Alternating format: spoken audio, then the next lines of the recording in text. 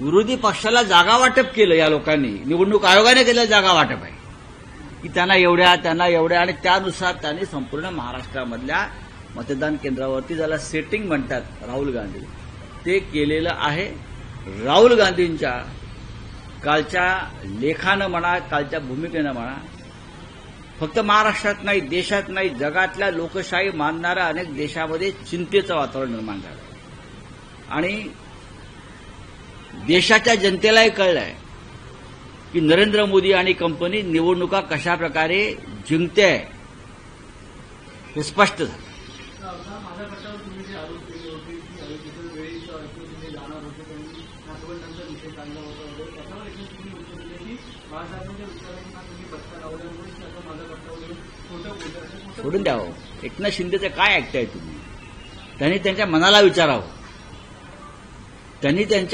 विचारावं.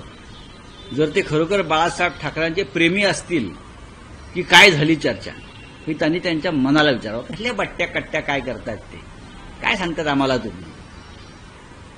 किती खोटं बोलाल तुम्ही?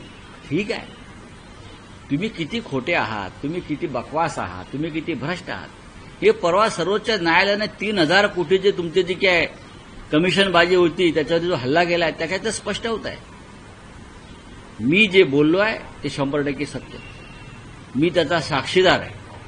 मला त्याच्यात पडायचं नाही. पंतप्रधानांनी लष्करी गणेशोत्सवाचा